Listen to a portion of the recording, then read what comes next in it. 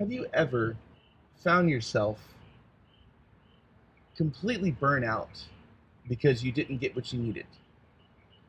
Or you weren't able to ask for what you needed? Where the people around you couldn't give you what you were looking for? Have you ever been that person that was so consumed with what you needed that you couldn't hear what other people needed and couldn't meet their needs? Have you been both at the same time?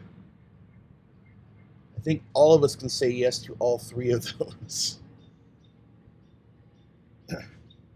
One of the lessons I learned years ago when I was working at St. Gregory of Nyssa in San Francisco as a seminarian was how to overcome the challenges of the fact that the community at St. Gregory's allows children, like requires that children be part of the service, not separate during Sunday school.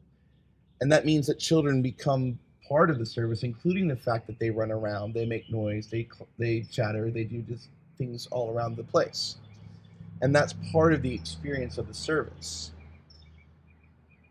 Now, I'm sure the rest of you grew up like I did, where children were shushed very, very sternly if they made any noise in church. You can ask my parents when they come out how many times they had to give me the stink eye during church as a kid. And so part of what St. Gregory's does in order to make sure that everyone takes care of each other is require that we all name our needs. So if I'm having a real hard time concentrating and a child is really loud next to me, what they ask that I do is say, hi, I see that you're bored or you're playing, and I appreciate that. I need to be able to hear and concentrate. Can you please give me the space to be able to hear and listen? Conversely, if a child is not feeling like they want to pay attention in the way that we would think, the church also takes care of that need by making sure they had generically made Play-Doh for kids to play with, things to draw on and color, kind of like what we had growing up. And so that there was a balance of needs between what the children need, what the adults need, and both learn to work together to make sure that everyone has the ideal experience at church. In our world today, naming our needs is something that at best is done sparingly and at worst is not done much at all. Or it's either my needs or your needs and nothing in between. What I like about the stories today, both in Paul's letter to the Corinthians and in the story of the woman who had the hemorrhages, is that it was about making sure that we take care of each other's needs. In true form with the disciples, I love the fact that Jesus is. Imagine you're in the middle of a thick crowd, which I know is hard to think about right now. But if you've been at a concert or you've been in a parade or you're in an amusement park and just people are constantly bustling up against you all over the place. That's what was going on with Jesus when he was on the way to Jairus' home to heal his daughter. Now, I can understand why the disciples would be like, Jesus, what are you talking about? How can you say, who touched me? Everyone's touching you. What is your deal? But they missed a cue about what was going on. Because Jesus wasn't saying who touched me as though one person touched him and no one else did. There was an exchange of energy between him and the woman who had needed healing. Now, a side note, what's neat is it's pointing to what the kingdom of heaven is all about, because this woman, bless you, had been hemorrhaging for 12 years.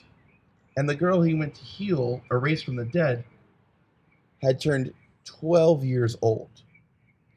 There were 12 disciples, 12 tribes of Israel. You get the picture. 12 is a significant number to the kingdom of heaven. And in this story, the healing of people with the number 12 is part of what it means to be part of the kingdom of heaven. This woman had been trying really hard to get what she needed, and no one could give that to her. But in her courage to step out and take a risk to touch the hem of Christ's garment, she got the healing she needed. And what's also wonderful about what Jesus did was that when he said, who touched me? And she knew what he meant. She was afraid. Like, oh, did I steal this blessing? Was I supposed to do that? Did I do the wrong thing? How many of you have ever felt like that when you talk to someone that's in the church setting or any setting where there's high stakes involved? And Jesus said, "No, you're good. Your faith has healed you. Good job. Go in peace. Like you have participated in what I came here to do."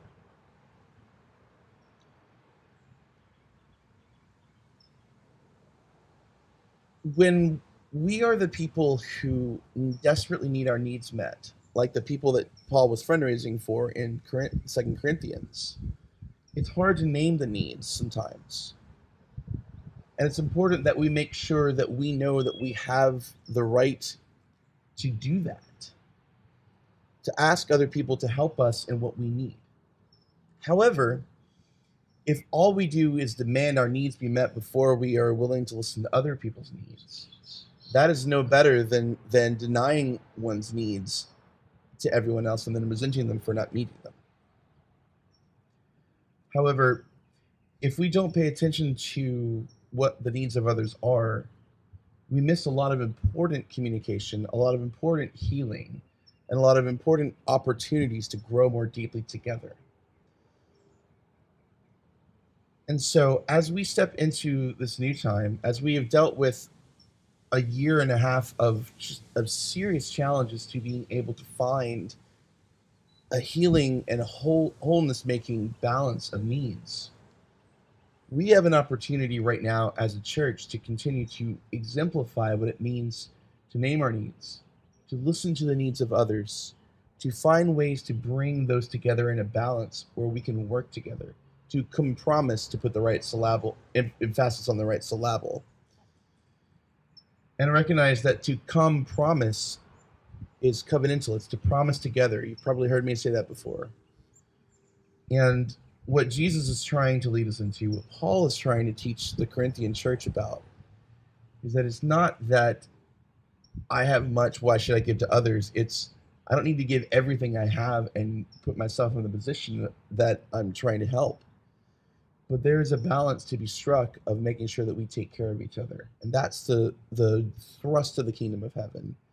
Is balance, is justice, is healing, is compassion, reconciliation, mutual recognition of how to care for one another, and giving that hope and healing to the world. Amen.